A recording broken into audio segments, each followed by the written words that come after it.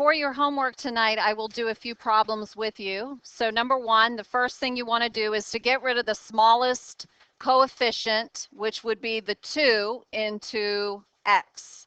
So we want to subtract the 2x from both sides. Remember, your goal is to get the variable on one side and your constants on the other. So always start with the coefficient that is the smallest. Of course, you could subtract 4x from both sides as well. You would just end up with a negative variable, and that's okay. You could also subtract your constants first and then do your variables. It just depends on how you want to solve the problem. You can solve this in many different ways. So if we subtract 2x from both sides, they cancel out. You are left with 2x plus 1 equals a negative 5. Our next step would be to add or subtract. You want to get the constants on one side. So if we get the variables on one side, the constants need to be on the opposite side. So now we should subtract 1 from both sides. Be careful with a negative 5 minus 1. You have to know your integer rules. So the plus 1 and the minus 1 cancels out. You're left with 2x on the left. And a negative 5 minus 1 is negative 6. Divide by 2 on both sides. The 2's cancel out. And what does x equal? Negative 3. All right, let's scroll down and do number 5. All right, if I were you and it helps you, put a 1 in front of that r, just so you know it represents 1r.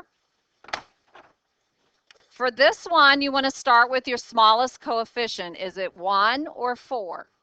1. So you want to subtract 1. That's a positive 1, so you want to subtract 1r from both sides.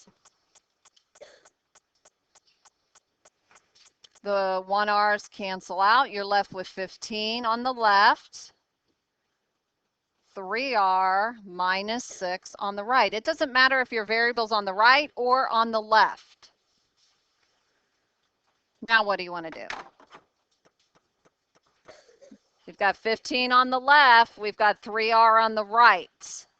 So let's add 6 to both sides.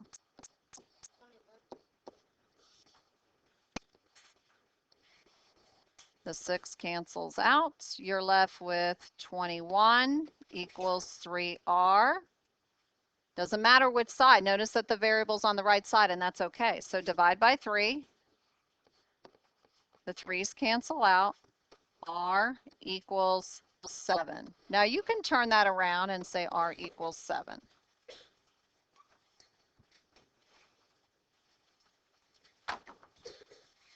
Let's see if I can scroll this down to let's do number 9.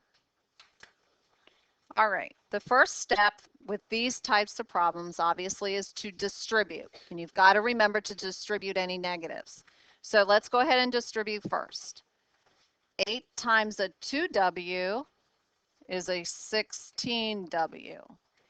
Watch this. 8 times a negative 2 is a negative 16. Don't forget that negative. Equals 7 times 3w is a 21w. 7 times a positive 2 is a plus 14. Now, that looks like a regular problem now, doesn't it, with variables on both sides? So you want to, if you see parentheses, go ahead and distribute first. Now, which one is the smaller coefficient, the 16 or the 21? 16. So let's go ahead and subtract 16w from both sides.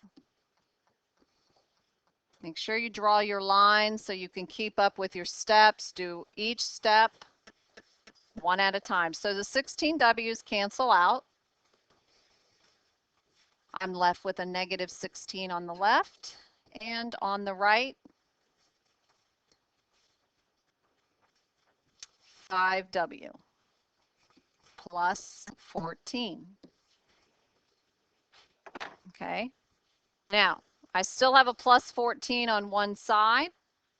So now we need to subtract 14 from both sides. Now be careful here.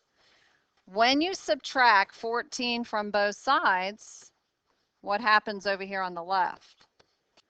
You have to be careful over here on the left side because it's negative 16 minus 14. And if it helps, just write it off to the left side of your paper. So if you want to remember this rule, keep it, switch, switch. So on the left side of the equation, you should get what? What do you get? Negative 30. I'm going to write mine down here. You don't have to. You probably have more room than I, and I'll erase it later.